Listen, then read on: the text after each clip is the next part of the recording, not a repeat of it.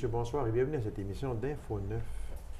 126 représentations sur 7 ans, 3000 bénévoles, 15 500 heures de bénévolat. Ça a généré des retombées de plus de 1,8 million par année, créé 60 emplois et plus de 83 000 personnes ont vu cette superbe pièce qui était le Paradis du Nord. La dernière représentation a eu lieu le 13 août dernier. Alors, pour nous en parler, je reçois le président de la troupe de théâtre à cœur ouvert, M. Donald Renaud. Monsieur Renaud, bonsoir. Bonsoir. Monsieur Renaud, ce sont des chiffres très éloquents.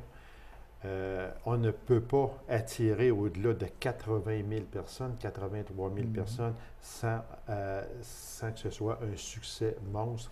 Moi, là, si je vous demandais, il y a 7 ans passés, on vous aurait donné ces chiffres-là, qu'est-ce que vous auriez pensé? J'ai quasiment le goût aussi de dire, oui, 7 ans lorsqu'on a débuté, mais aussi quelques années auparavant, parce qu'on sait là, que c'était 5 ans de préparation, tout ça. Oui. C'est sûr que même si on était très optimiste, et c'est ce qu'on m'en est tenté avec tous les partenaires, parce qu'on pense toujours que c'est un travail d'équipe, le soutien d'une communauté à travers de tout ça. Non, moi je vous dirais que, franchement, je pense qu'on ne s'attendait pas à on vous aurait dit ça, puis vous auriez possiblement dit, mais là, il ne faut même pas. Là, non, je pense que c'est ça. Et c'est pour ça qu'on a été aussi beaucoup par étapes. Oui, on avait dit, année par année. Année par année, c'est ça. Puis je pense que c'est toujours dans le... Puis même si des gens trouvaient ça un peu tannant, parce qu'écoutez, on travaille avec des équipes, avec des bénévoles, avec la force aussi dans le milieu. Donc, année par année, c'est toujours un travail. C'est sûr qu'on avait un objectif, je ne cacherai pas, au moins 3 ans. Au moins 3 ans, parce qu'on voulait être... Puis ça, c'était un peu dans le sens de dire qu'on avait des gens qui s'étaient engagés, des gens qui avaient investi aussi à travers cette production-là, une certaine rentabilité. Je pense qu'il y a une rentabilité sociale qui est là. Il y a une rentabilité au niveau des comédiens, de ceux qui ont été là-dedans, l'expérience de scène, tout ça. Mais aussi, des investisseurs au niveau financier, parce que c'était une grosse machine. Pour dire au moins 3 ans, pour dire, il y a une rentabilité qui s'est faite, il y a des retombées qui se sont faites. C'est ça. C'est sûr que c'était 3 ans. Après ça, 4, 5, 6, 7 ans. Quand on en est venu à une conclusion, parce qu'il faut en venir à une conclusion, ça a été difficile de dire, bien là, ce sera la dernière année en 2011. Est-ce que ça a été difficile à dire? Parce que ce fut encore un gros succès. C'était, on va en venir tantôt, mais presque ça le comble à chaque représentation. Pendant 7 ans, c'est inimaginable ou presque. Mais il faut se dire une bonne fois, mais là, il faut arrêter, il faut passer à l'étape 2 ou à la prochaine étape. C'était sûrement difficile de dire, mais là, cette année, là, c'est la dernière. Bien, c'est sûr que ce n'est pas des choix qui sont faciles. Ça a été vraiment à partir d'une analyse puis un choix du conseil d'administration, d'équipe aussi, parce qu'il y a tout un processus là, que les gens ne connaissent pas, dans le sens que les membres ont été rencontrés, il y a eu la GA, il y a eu plusieurs rencontres, il y a eu des appels faits aussi au niveau de la communauté, au niveau de la mobilisation, tout ça. Donc, moi, ce que je peux dire, c'est l'objectif, on tenait à ce que le produit, dans le fond, le produit puis l'œuvre, dans le fond, du Paradis du Nord, se termine dans ce premier processus-là en beauté. Oui. Et on a été vraiment agréablement surpris parce qu'on a plusieurs personnes qui se sont joints, parce qu'ils disaient « Hey, c'est la dernière année, on va faire partie du Paradis du Nord ».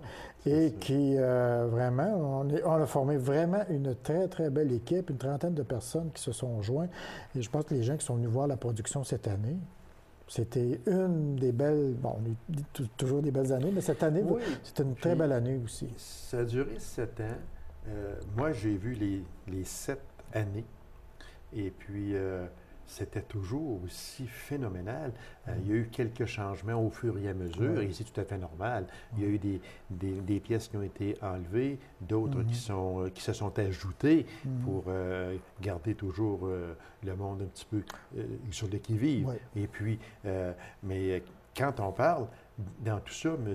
Renaud, qu'on parle de 171 comédiens, dont 13 qui ont participé aux 7 éditions, dont vous avez participé aux 7 éditions.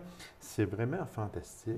Parce que quand on regarde l'ensemble de l'œuvre, les gens sont là, 7 ans sur les planches du Paradis du Nord. Le Paradis du Nord n'est plus qu'un souvenir. Bon, on en met beaucoup d'émotions pour la dernière du Paradis du Nord, etc., etc. Mais quand on regarde l'ensemble de l'œuvre et qu'on sort des chiffres comme j'ai sorti tantôt, c'est grandiose. Vous auriez pu faire ce spectacle-là s'il n'avait pas coûté peut-être aussi cher à déplacer. Vous auriez pu le faire dans les grands centres et il aurait attiré beaucoup de monde aussi. Mais je pense que la chimie aurait été serait bien différente.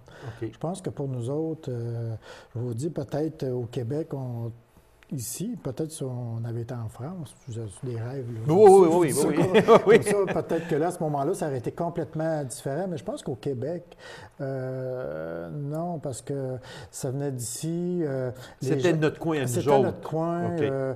Là-dessus, c'était bâti. Puis je pense que les gens, quand ils venaient voir le spectacle, bon, il y avait beaucoup de visiteurs de l'extérieur. Puis les gens qui venaient d'ici puis qui voyaient tout ce monde-là étranger, il y avait comme une fierté qui se mêlait dans l'assistance. Puis je pense qu'il y avait un spectacle dans l'assistance, il y avait une émotion qui se dégageait là, puis sur scène.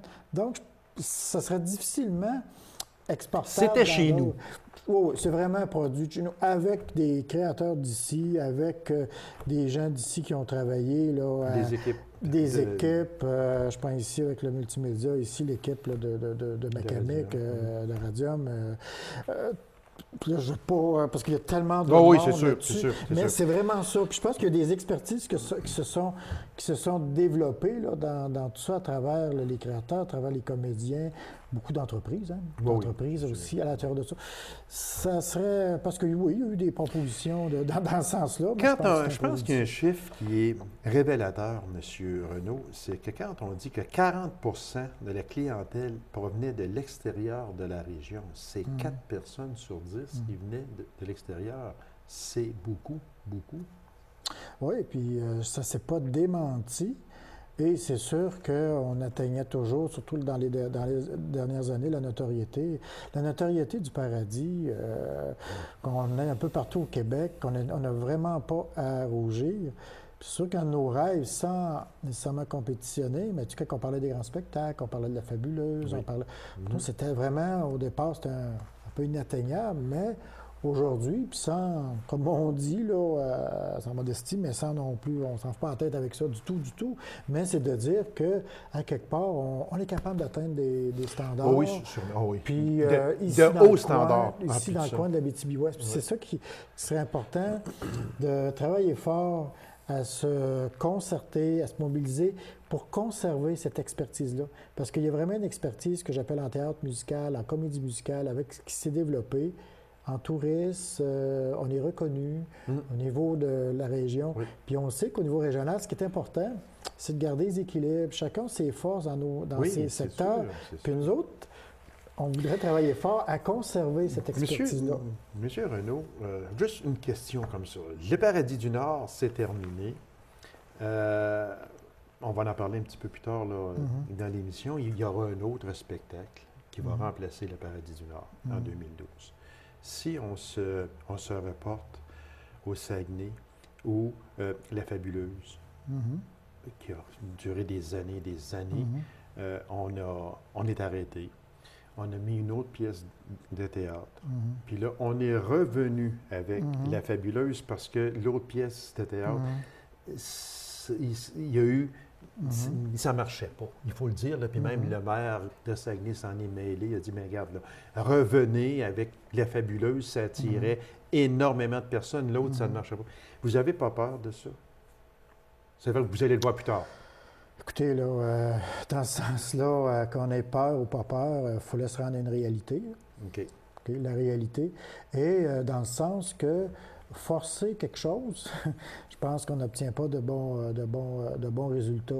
On était au maximum au niveau d'un processus. Il faut regarder avec nos gens, à un moment donné, face à la production. Puis là, il faut le voir comme quelque chose de différent. Puis il faut retrouver aussi les gens, il faut qu'ils retrouvent le plaisir. Il faut trouver tout à travers de ça. On n'a pas fermé la porte.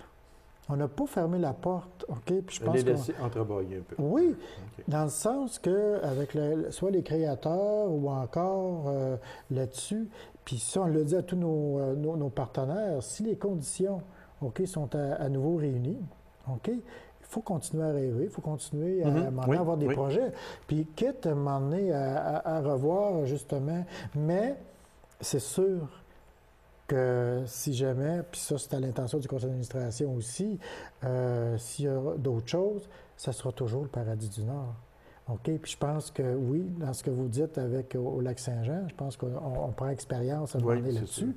Ça sera comme... mais pour l'instant, là-dessus, puis je vous disais tout à l'heure aussi, ce qui était important, ça sera aussi aux couleurs de la mobilisation.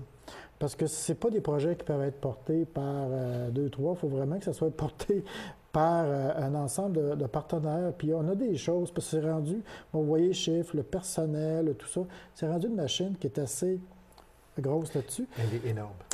Donc, il faut peut-être repenser, puis avec les partenaires aussi, de quelle manière qu'une production comme ça peut se dérouler, parce que, on pense au personnel, on pense à toutes les responsabilités aussi qu'incombent, vous savez, une entreprise comme ça. Fait que là, ça repose beaucoup sur une organisation qui est, oui, on dit solide, mais il y a peut-être d'autres façons, puis qu'il faudra regarder pour de telles productions. Monsieur Renaud, quand on parle, tantôt je disais que 40 de la clientèle provenait de l'extérieur de la région.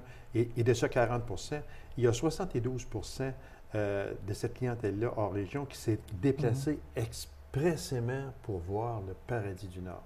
Ça, c'est important. C'est vraiment très important. C'est sûr. Donc, c'est le pouvoir d'attraction. Tu sais, Puis ce qui est intéressant, c'est que moi, je me dis, c'était réalisé avec une création abitibienne. Oui. Avec des gens d'ici. Oui. OK? Puis c'est sûr que l'objectif au départ, puis ça, je pense que oui, c'est la production, mais c'est aussi les gens qui ont adhéré d'ici, qui ont adhéré à ce projet-là. Parce qu'au départ, on pense toujours, on va attirer du tourisme, on va attirer du monde de l'extérieur. Bon, c'est toujours, mais commençons. Commençons chez nous. Chez nous. Oui, exactement. Commençons par attirer des gens du milieu, qu'eux autres adhèrent aussi à ça. Puis je pense que c'était au départ ça, puis c'était dans le succès. Je pense que c'est une formule employée qui a été gagnante. Puis je pense qu'un des beaux défis qui a été relevé par la troupe de théâtre à cœur ouvert, il y en a eu plusieurs défis, mais un, entre autres, c'était de faire traverser le parc La Vérandrie à plusieurs touristes. Ah, bien, c'est ça. Comme on dit, on n'est pas plus loin que... On n'est pas oui, plus loin. Sans voler le punch avec un autre entreprise. Non, mais c'est sûr que le fameux parc, puis quand on va à l'extérieur ou on voyage... en voyage, au moment il y a des gens qui vont au bout du monde. Puis là, quand on parle de l'Abitibi, des fois, le fameux parc... Le parc de Vérandrie, mais oui. C'est vraiment... Là, le parc de Vérandrie, il se traverse dans 1h30 à cette heure. C'est ça. Il n'y a aucun problème là-dedans. Sauf que c'est comme j'appelle ça une barrière psychologique. Oui, c'est ça, Puis, exactement. Ben oui, je pense que ça a vraiment permis là, de peut-être abaisser un petit peu. Mais c'est un travail qu'il faut toujours poursuivre parce que les préjugés, on les abaisse tranquillement. Mais aussitôt qu'il y a un petit quelque chose, ça remonte à la surface, ça remonte à la surface, comme on dit. Donc, on va laisser le Paradis du Nord et puis on vous en félicite. On félicite tout le monde, les comédiens. On ne peut pas nommer tout le monde. On va nommer juste le Paradis du Nord dans son ensemble. Je pense que et puis, on vous remercie de nous avoir donné autant de bons spectacles. Et la preuve, c'est que c'était presque toujours à guichet fermé. Donc, l'engouement était là. On laisse le Paradis du Nord. Oui. On en parle au passé. On revient avec le futur. On va passer maintenant avec Mamma Mia. Prochain spectacle qui va avoir lieu de la troupe de théâtre à cœur ouvert qui va remplacer le Paradis du Nord. C'est une comédie musicale britannique à grand succès. C'est du groupe suédois ABBA. Et puis... est-ce que ce sera un spectacle aussi gros que le Paradis du Nord? Moi, j'aimerais dire différent. Différent aussi. Différent. Parce que c'est sûr qu'écoutez, il y a toujours un aspect de comparaison là, bord d'un Parce qu'il y en aura toujours un, là. Ça, c'est inévitable. sûr. Mais moi, ce que je disais, c'est que, contrairement aux autres grands spectacles, les autres grands spectacles ont été fondés puis bâtis à partir du grand spectacle. Nous autres, on a une réalité avant. Ça fait 30 ans, là, cette année, on fête notre 30e anniversaire. Donc, on a déjà fait des comédies musicales avant. Le Paradis du Nord était un projet qui, bon, écoute, on ne se le cachera pas, le spécial, pas avec une envergure. Et c'est sûr que Mamma Mia, dans le processus différent, on va tenter avec l'ensemble de donner le maximum, mais c'est complètement différent. Donc, ça n'est pas la même chose, mais pas du tout. On va donner complètement une touche. C'est pour ça que, effectivement, si on avait repris une pièce historique, là, on a le doute qu'à un moment donné que les comparaisons là-dessus. Mais là, on va y aller complètement dans quelque chose de différent qui sera, à grand déploiement parce que prenez Le Roi Lion, La Mélodie du Bonheur, c'était puis avec l'expérience qu'on a acquis, avec les équipements qu'on a. Puis on prenait des exemples, je prends un peu comme à Joliette ou dans d'autres endroits comme ça, où dans une salle de spectacle, on représente année après année avec des succès étonnants, des comédies musicales. Nous autres, dans le fond, ce qui est important, c'est de conserver ici dans Abitibi-Ouest que la comédie musicale, au niveau tant culturel, mais aussi touristique, dans notre créneau touristique, il y en a que c'est festival, oui, c'est sûr. Que nous autres, la comédie musicale, théâtre musical, c'est le créneau. Puis avec ça, on va être un des partenaires pour attirer du tourisme. Puis ce que je veux spécifier, c'est sûr que là, ça nous amène aussi au niveau des décideurs, puis au niveau de ceux qui s'occupent du tourisme. OK? Il faut qu'il y ait plusieurs joueurs. OK? C'est sûr que certains attraits, à un moment donné, qui sont attractifs, mais à un moment donné, il y a une attraction, il y a un événement qui attire, tout ça. Mais là, ça amène aussi les gens à bouger, puis à trouver des idées, puis c'est ça un peu, là. Okay. Parce que le tourisme, c'est une affaire d'équipe. Oui, c'est une affaire d'équipe. Donc, l'an prochain, on va faire place à Mamma Mia, qui est un grand succès du mythique, si on peut s'exprimer. C'est un groupe suédois. Puis les chansons, c'est tellement dynamique. C'est sûr que ça va être... on veut que ça soit comme la fête aussi, que les gens aient du plaisir. Une chose est certaine, c'est qu'il y avait tellement de beaux chants dans le Paradis du Nord, et il y en aura aussi avec ABBA, là. On ne passe pas à côté, là. Absolument pas. Alors, M. Renaud, merci beaucoup. Puis, on félicite les 3000 bénévoles. C'est sûr que sans ces bénévoles-là, on ne pourrait pas faire aucun spectacle. C'est sûr qu'on a une activité super de retrouvailles, donc les gens on va pouvoir aussi se souligner. Et prochainement, on va faire des annonces en termes de notre prochaine AGA pour toujours la mobilisation puis l'implication. Je disais que le troupe à cœur ouvert sera aussi à la mesure de l'implication du milieu. Merci beaucoup, M. Renaud, puis félicitations à toute la troupe à cœur ouvert. Je vais faire le porte-parole à votre nom pour l'équipe. Et puis, on vous souhaite bon succès pour l'an prochain. D'ailleurs, on va s'en reparler à nouveau. Merci. C'est moi qui vous remercie. Alors, mesdames et messieurs, courte pause, on vous revient immédiatement après. Restez avec nous.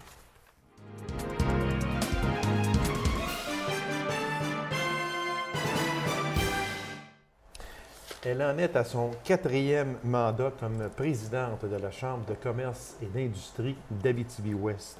Quelles sont les grandes lignes de cette Chambre pour 2011-2012? Alors, mesdames et messieurs, la présidente de la Chambre de commerce et d'industrie d'Abitibi-Ouest, Mme Myriam Fontaine. Madame Fontaine, bonsoir. Bonsoir. Merci d'avoir accepté cette invitation-là, Mme Fontaine.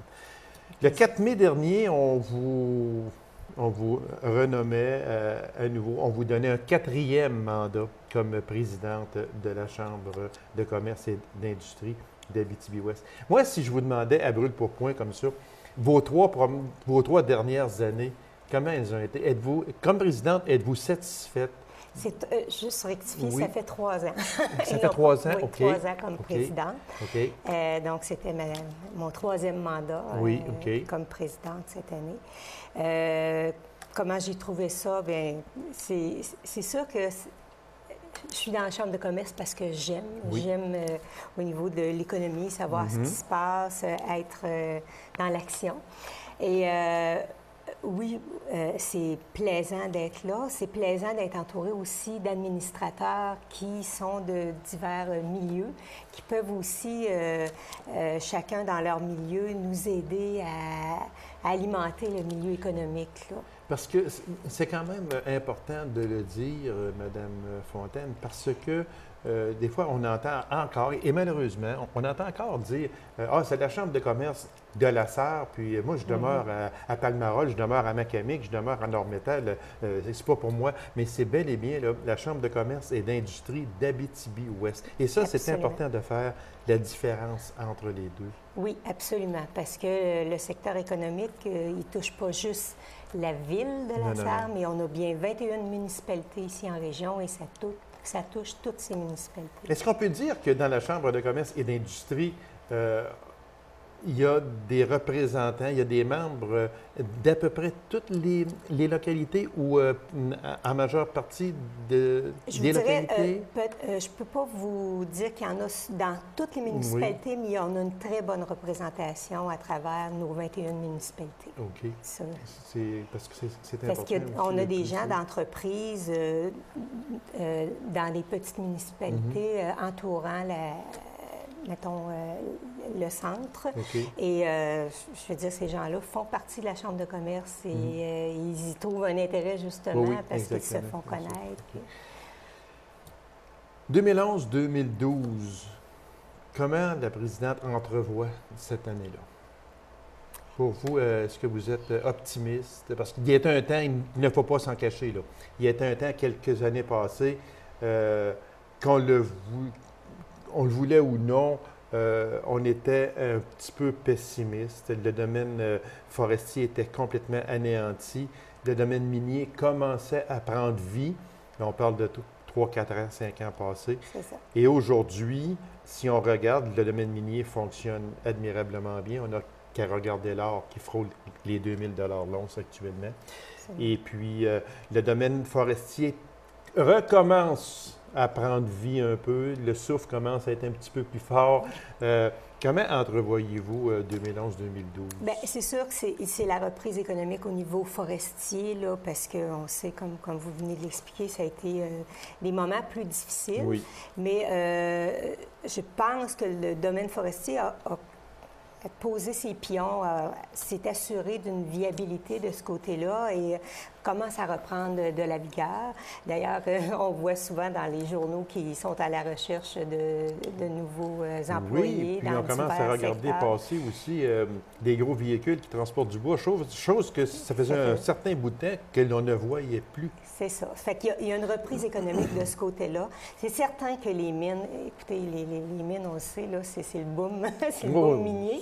Et les minières ont été chercher beaucoup de gens pour travailler chez eux. Tu sais, ils ont été un peu en chercher dans le domaine forestier. Dans le domaine forestier, oui. C'est ça. Mais tant mieux. Écoutez, là, l'économie, ça va bien au niveau minier. Ça reprend. On a beaucoup de gens qui reviennent en région aussi. Alors ça aussi, c'est un plus. Et ce sont des gens aussi qui arrivent déjà formés. Donc, ça vient augmenter un petit peu notre diversité puis notre qualité aussi de main-d'œuvre ici en région. Donc, vous entrevoyez 2011-2012 de façon optimiste? Oui. Moi, je pense que ça va reprendre. On sait que ça ne sera pas un boom. Non. Mais on s'attend que... Mais au moins, on ne recule pas. C'est ça, absolument. C'est ça qui est important. Comme on sait, le domaine forestier, quand on a touché le fond... Le fond du baril, oui, il faut le dire, c'est vrai. On est plus prudent, puis on y va graduellement. Puis je pense qu'on s'assure qu'à chaque étape, ça demeure rentable. Puis nous, contrairement à d'autres endroits, bien, au moins nos industries ont resté... quelques fermetures temporaires, mais au moins, ils sont restés en vie. De peine et de misère, mais au moins, c'est encore en vie aujourd'hui, et c'est ce qui est important. Combien de membres à la Chambre de commerce et d'industrie d'Abitibi-Ouest? Autour de 365. Alors, c'est un peu... C'est un peu pareil d'année en année? Oui, c'est assez semblable. Il y a des entreprises qui viennent au monde, il y en a d'autres. Oui, exactement. Des activités qui ont eu lieu déjà en 2011? Bien, on a, comme à chaque année, nous, dans le mois d'avril, on a la Semaine des affaires. C'est toujours la 3e semaine d'avril. Okay. Dans cette semaine-là, on a eu un souper de femmes d'action, la foire de l'emploi, qui est quand même quelque chose d'assez majeur dans cette semaine-là. On a eu avec le CLDAO une journée expert-conseil concernant les défis, les questions sur la nature juridique. Là, il y a eu 6 experts-conseils qui ont rencontré différentes entreprises. Un 5 à 7 de revitalisation LaSarre pour la présentation des nouveaux projets avec la Ville de LaSarre. Un atelier de formation technologique et de commerce électronique. Ça, c'était en collaboration avec la SADCAO. Au cours de l'année, on a eu 6 dîners-conférences. Alors, on a eu la Fédération de l'UPA d'Abitibi-Témiscamingue. Une fois, ils sont venus pour un projet de l'Abitibi-Témiscamingue dans notre assiette. Oui, exactement. Et le deuxième pour le projet du créneau Agriculture nordique sur la production bovine. On a eu la station de recherche laboratoire à ciel ouvert de Duparquet, le plan Nord avec le ministre Pierre Corbeil, la culture de l'industrie forestière, le Conseil de l'industrie forestière du Québec, excusez-moi, l'UQAT avec le laboratoire biomatériaux, Royal Nickel aussi qui sont venus nous parler, même si Royal Nickel est un petit peu plus vers Amos que vers chez nous. On sait qu'ils sont à proximité aussi de Tachereau. Oui, et nous, on trouvait ça important. Là, on parle de l'ONE, c'est ça? Oui, c'est ça. Le fameux immense projet qui s'en vient là, avec 7000 aciers d'hiver, possiblement. De travailler tout ça. Oui. Dans les dossiers parcourus par la Chambre de commerce, on a travaillé beaucoup au niveau agriculture, les fameux transferts de CAF Tembec, là, suite à la fermeture de Tachereau, le plan Nord, la nouvelle loi sur les mines et municipalités, les mercuriades, où vous savez que IGA Boyer ont été primés à ce moment-là. Nous avons eu le tournoi de golf, à laquelle ont assisté une centaine de participants et 125 convives pour le souper. Alors ça a été une très belle réussite. Il y a des activités énormes à la Chambre de commerce. Elle est vivante. Elle est excessivement vivante, la Chambre de commerce.